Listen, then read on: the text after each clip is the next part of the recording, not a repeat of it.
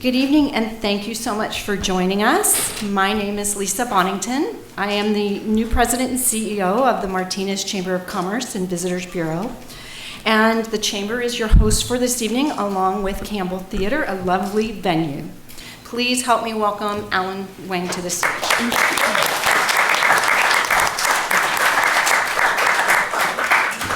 Okay, thank you, Lisa. I'm very honored to be here. First of all, I'd like to give you a description of the districts. Running for District 1 will be Nekenya Allen and Jay Howard.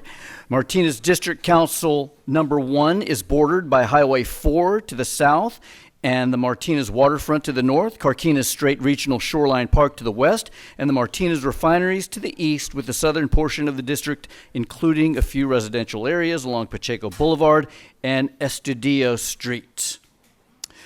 District 4 candidates will be Debbie McKillop and Ben Therriault. District 4 is bordered by the north bordered to the north by Highway 4, to the south and west by Alhambra Valley, to the east by the city of Pleasant Hill, and along Alhambra Avenue. So there you have it. That's District 1 and District 4. Our candidates tonight are, as I mentioned, Nekenya Allen, Jay Howard for District 1, District 4 candidate Debbie McKillop, and District 4 candidate Ben Therriault. Let's start off with our opening remarks, starting with Nekenya Allen. Hi, my name is Nekenya Allen. I am a longtime resident in Martinez. By trade, I'm a veterinary technician. I loved that for me. I am now a mom of a 5-year-old with special medical needs. I have been heavily involved in the community and the town's politics for the last few years. I have been pushing for issues that affect our lives, like policies that affect our lives that are relevant to us today. Safety is another thing that I'm really passionate about. Sorry, I'm so nervous, but I'm going to keep going.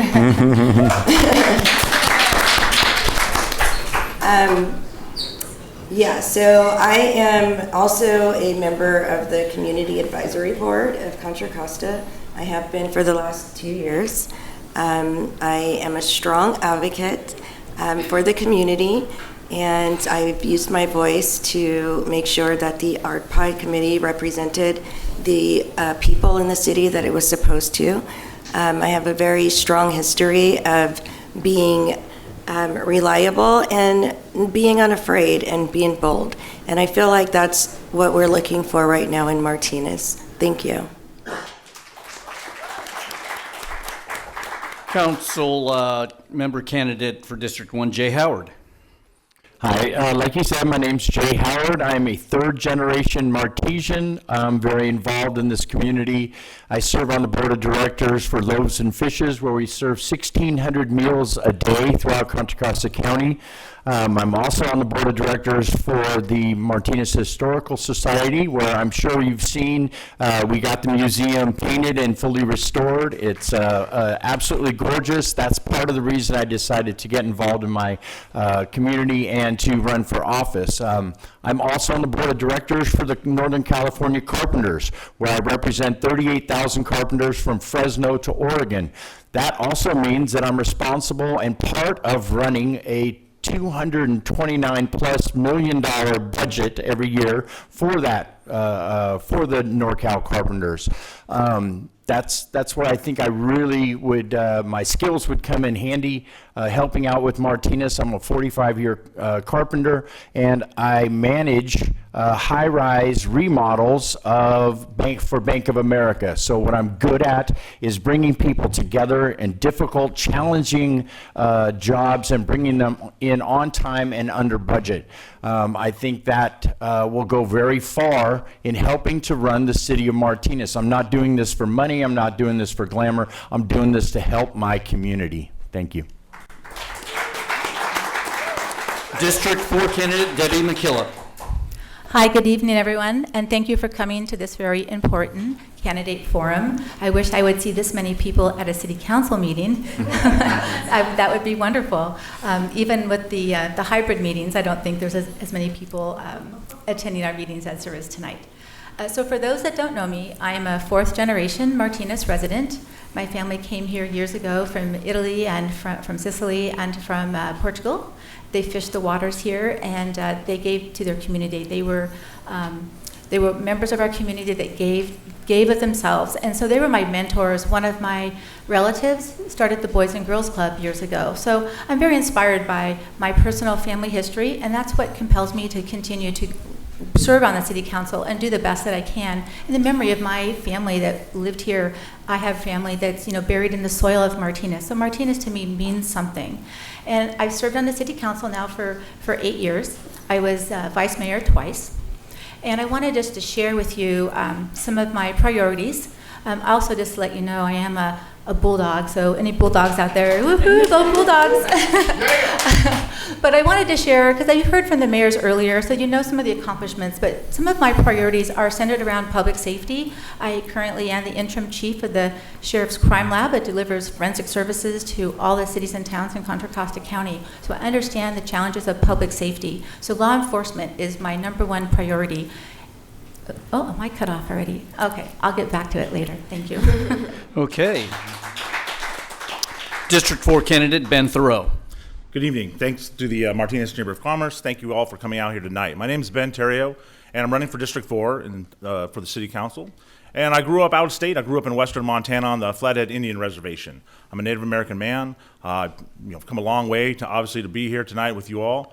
And I got, from a young age, a passion for law enforcement, which led me to the military police in the United States Air Force. I was a combat veteran in the Iraq War, and I landed in the Richmond Police Department, where I've been as a police officer for the past 14 years. Public safety is obviously extremely important to me, and public service is just as important to me as well. They are key tenets of my life, and I believe that service to others is one of the most important things that we can do. I live in Martinez with my daughter, and I have a strong background in management of resources and labor, human resources, and understanding how to get folks to do work that we need to done in this city. We have so many vacancies that need to be filled. We have so many promises that have been unkept. I'm here to represent folks south of Highway 4 and also Martinez at large and ensure that those needed resources and those needed desires for our city are accomplished together. Thank you. All right, let's start the questioning with Nakenya Allen. Nakenya, tell us about some of your contributions to the Martinez community, as well as areas you would focus on if elected. Okay, thank you for that question. So I would consider myself a community organizer. I have been heavily involved in the city of Martinez, our quality of life, and I am quite known to the current city council because I was probably a thorn in their side in the community. So one of the things that I wanted to do is make sure that everybody felt represented in areas that people weren't represented in. I tried my best to bring us together. And the things that I will be focusing on continuously is our quality of life and our cultural diversity and making this town more cohesive and safe for all residents. Thank you. Jay Howard, tell us about some of your contributions and the areas that you would focus on if elected. Thank you for the question. So some of the things I like to do in Martinez, I run a program called Carpenters Who Care, and we take union carpenters into the city and we rebuild, much like I was speaking to before, the historical museum or low-income families housing. That's a great resource because I have access to the carpenters and because I'm so involved in my community.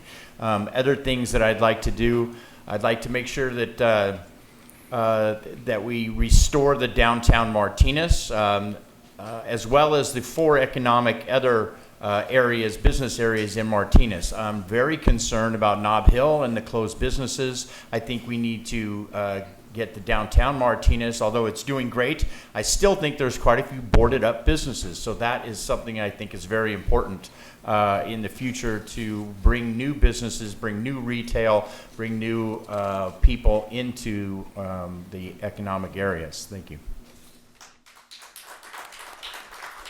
Debbie McKillop.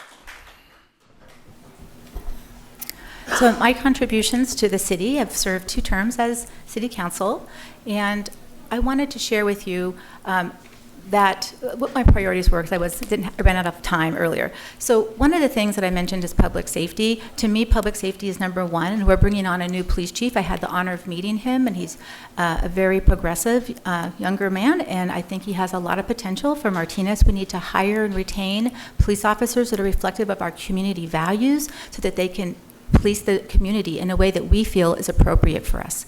Another thing that I wanted to bring up that hasn't been discussed is fire prevention. This is a very serious topic. It doesn't matter who you are or where you live. A fire is possible to come through Martinez, as we've seen in other parts of our state, excuse me.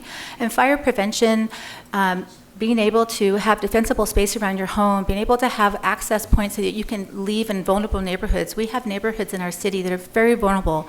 They do not have easy access, and so we are looking at roads and paths to help these communities in the sense of a disaster to be able to escape from their home. That will save people, property, and lives. And Ben Therriault. I'm a part of 3 different nonprofit boards, most of them that are focused on healthy youth lives. I think it's very important that we have very good programs in our city for youth lives that make sure that they stay on the right path. And I've been on a board of directors for, like I said, 3 different nonprofits to ensure that we carry that type of activity out. So that's, as a community advocate, that's something that I'm really a champion for, is understanding that our youth have opportunities. And I want to make sure we continue to have that here in Martinez. Things that I want to make sure happen, it's very clear. I'm a police officer. Public safety, there's no one who understands how to do that better than myself. I do it every day. I'm not going to go actually be a police officer in the city of Richmond right here when I leave here tonight. We have a staffing issue and staffing crisis in our city, and that is affecting services greatly. We need to get that back on track. We need to focus on economic development for the future and ensure that we do not become part of any type of recession or any other economic calamities that may befall us or befall the nation. We need to make sure that we have that tight. I want to make sure that happens. Thank you. And the next question is going to be for you again, Ben, and we'll work our way down. So, what are your views towards Martinez's housing situation, and what will you do as a council member related to housing? Housing is one of the most serious issues facing Martinez amongst economic development, but they go hand in hand. There's currently 0 projects in development or slated to occur for housing. We have a goal that we must attain in the next 8 years for over 1,300 units, either zoned or built. I prefer built. That's the only way we're going to be able to climb out of this housing crisis and issue. And so we need to focus on ways to do that through vacancies in vacant lots. We need to focus on bringing development here to make sure that that happens. We don't need to give away Martinez's charm. Nobody wants to do that, but we have got to make some housing happen. And we can no longer avoid this. The thing we do not want to have happen, and the thing I fear the most, is losing local control, which is what will happen if we do nothing. So it's vehemently important that we achieve housing on the scale that we need to, and that's required from us by the state. And I intend to make that happen. Debbie McKillop. Well, I agree 100% with what you just said. We need to find opportunities to build housing in Martinez. And we're doing that right now through our general plan and also through the housing element, which was just launched this past week. And we want input from the community. We want your ideas, and we want to see what you're going to share with us, because maybe you can think of something that we haven't. So we are inviting everyone at our community workshops and our meetings to bring these ideas. But we already have ideas ourselves. We need to build out in certain areas where they have opportunity sites, particularly around transportation zones, where we can have more high-density housing that's good for seniors, for youth, people who have just got out of college, they don't have a lot of money, they need to have smaller units, and maybe they don't have vehicles. So we have an opportunity around our train station and in the downtown area to find sites where we can do more high-density housing that is based on transportation, and we have the prime areas to do that. But there's other opportunities. We've heard of accessory dwelling units and things like that. But we have 1,345 units to build within the next 8 years, and we actually have to do this and have a plan forward in the spring of 2023. Nakenya Allen. Oh, Jay Howard. That's okay. I appreciate the question. So can you repeat the question for me? Sure, absolutely. You would ask me that. Well, I just turn the page on this You thing. on the spot now. Okay. Martinez area has, what are your views towards Martinez's housing situation, and what will you do as a council member related to housing? Right. I really appreciate what Debbie was talking about. For me, as a carpenter, one of the biggest things we need to focus on is measured growth, right? I think also as an environmentalist, I think it's important that there's no ridgeline building. I think that's what sets us apart from cities like Orinda, Walnut Creek. They have housing all over their ridgelines. I think it ruins the quality of life. So I think it's important that we do figure out measured growth. Yes, we have 1,345 houses that have to go in. And that is going to need to be done once we get the general plan, right? Because without that general plan, we're in trouble. All the mayoral candidates were talking about it earlier. That has to be in place to protect us from people coming in and pushing housing down our throats. So for me, again, it's measured growth. We need to make sure that we don't ruin our charm, we don't build on the ridge lines, and we protect our small town environment. Thank you. And now, Nakenya Allen. Thank you. So I think it's really important to understand that the cost of living for a parent or a family these days completely different than it was 40 years ago, which is kind of where we still are with the plan for the town. I think it's also really important to build, but also build with lower income in mind. I know that when it comes to incomes, there's brackets and different things like that, but I feel like we need to definitely make sure that people are able to stay in a place where that they love. We love the city and it's affordable, but it's kind of moving away from that. So a lot of people have had to leave it, and a lot of people are considering leaving it. So we can come up with some very inventive and really good solutions to this. Thank you, Nakenya. This next question will be for you. We'll work our way down. Hiring a new police chief is an important near-term decision that the mayor and city council will be making. What will you be looking for when deciding who should become Martinez's new police chief? Thank you for that question. And I have been so involved with, equity and bias training. So I'm very familiar with the police department. So much so that the current city council sent the person who is recruiting to me so that I could give them my ideas for the community and the type of person that we would do well with here.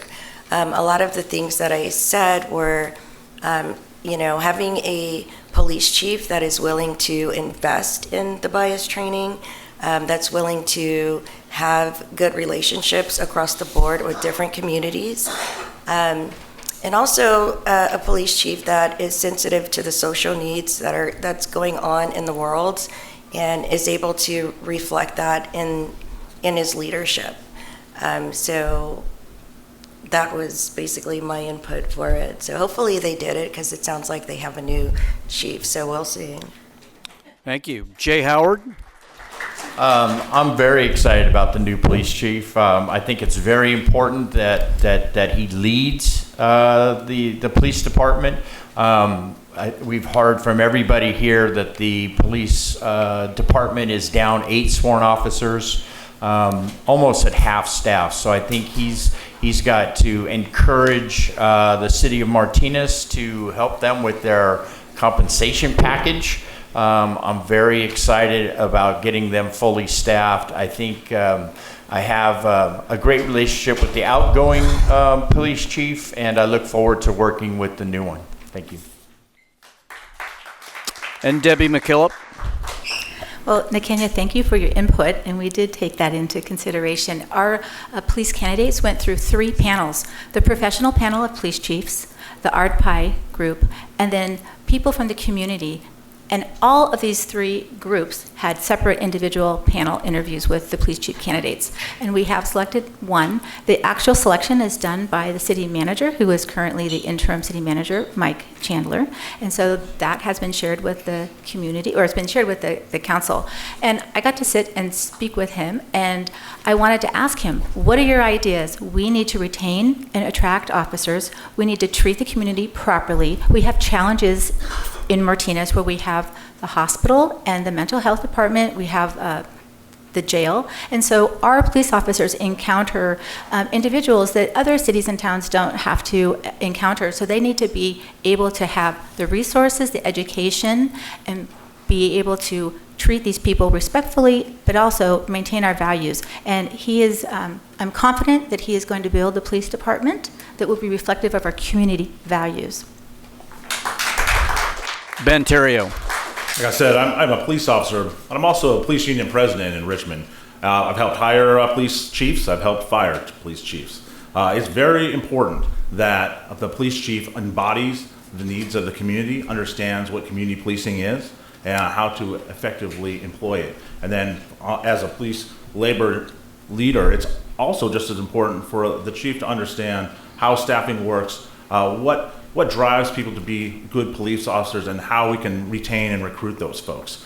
I just last week signed a agreement with the city of Richmond to for a contract to retain and recruit police officers. So I understand that very well, and I intend to hold any police chief, any department head accountable through the city manager, because we deserve that in this city, and it's vitally important that the policymakers, the city council, has input on who is policing our city and how they're policing our city. Thank you, Ben.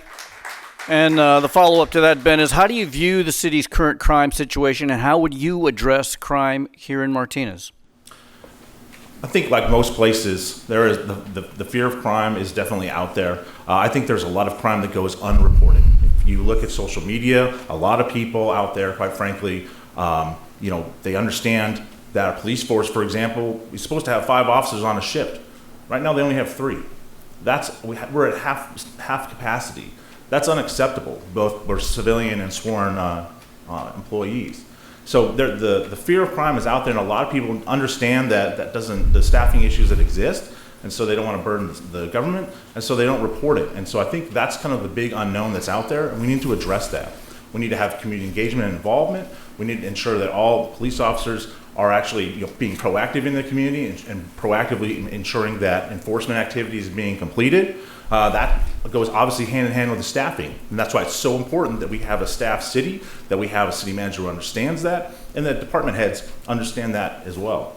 All of those things can't happen. They can't trickle down to the ground policing of community policing and its vitality without that at the top. Thank you. Debbie McKillop.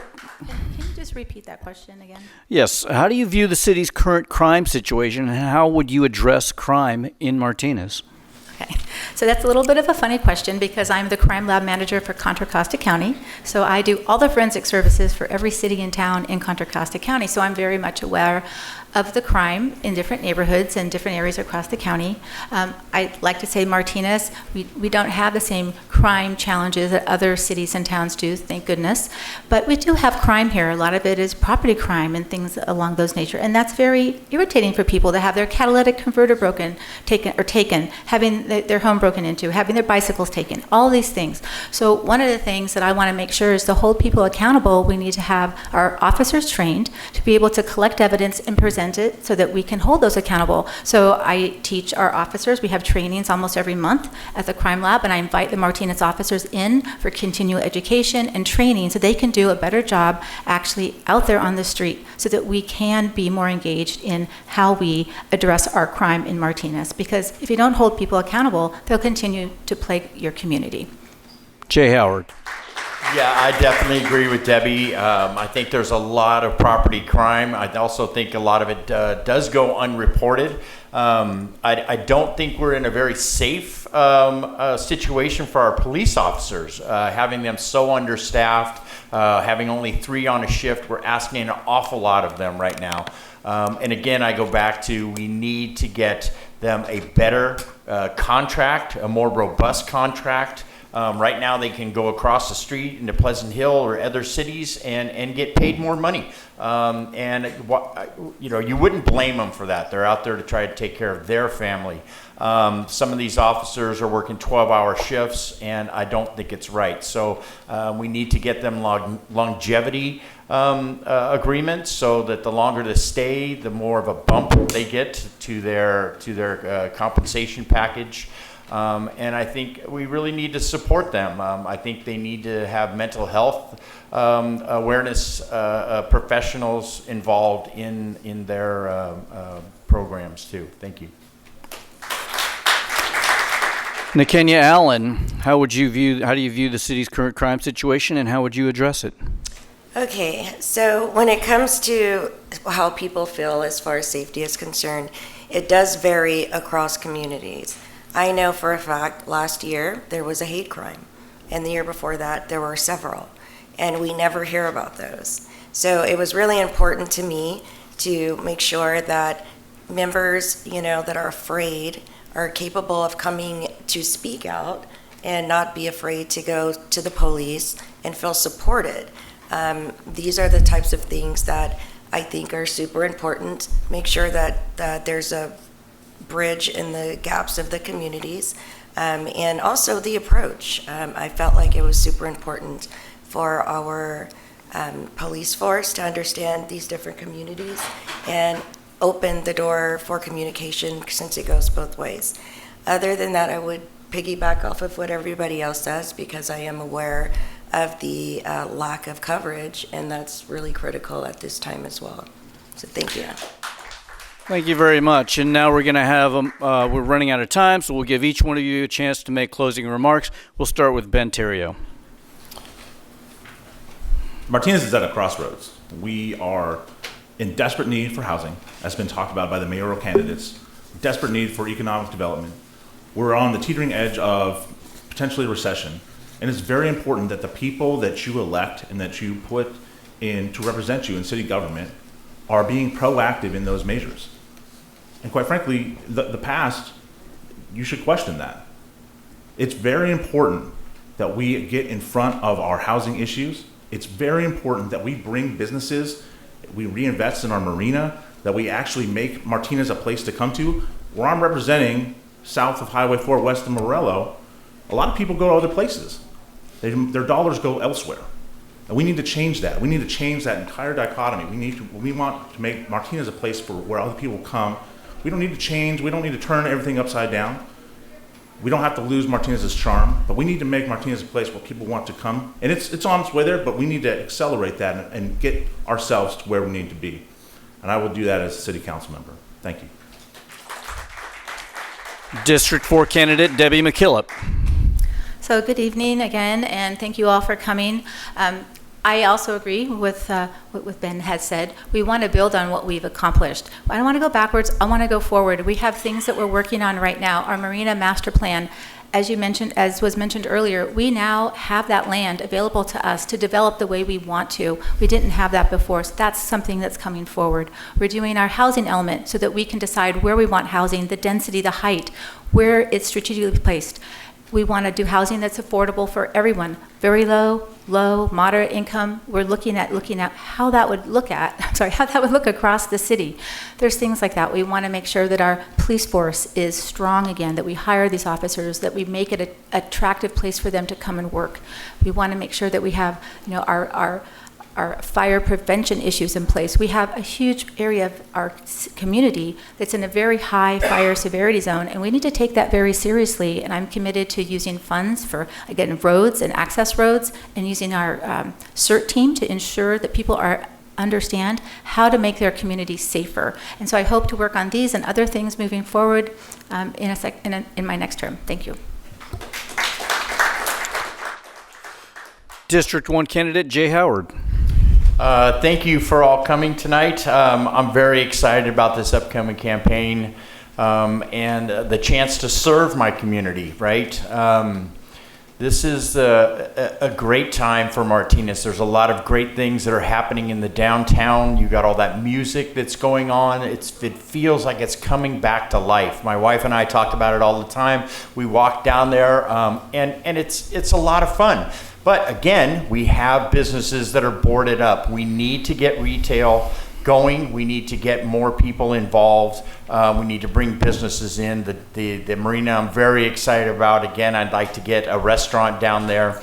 I'd like to get our streets finished. I'd like to make sure that we take care of our unhoused, right? You know, I mean, I come from a road of recovery myself, and I'd like to really make that a focus to get these people housed, to get them some training, some everyday skills, right? Some life skills is the kind of things they need. Anyway, I appreciate your support. Thank you. And District 1 candidate Nakenya Allen. Yes, thank you for having me. Martinez is a city that's thriving. It's full of love. It's small and charming. But for the last few years, a lot of residents feel very disconnected from the current leadership. I feel like we need leadership that's current and understanding the issues that resonate with the actual communities. And we have a whole demographic of people that are here now. We have tons of young children, and we need things for them to do here. As an elected official, I would be pushing to make sure that we are putting our best foot forward and bringing in more people from the outside so that they can see the potential that we all see for being here. Thank you.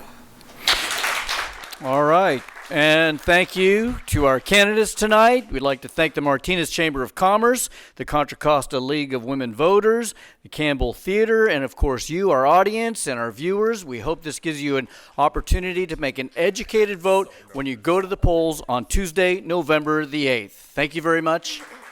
Good night.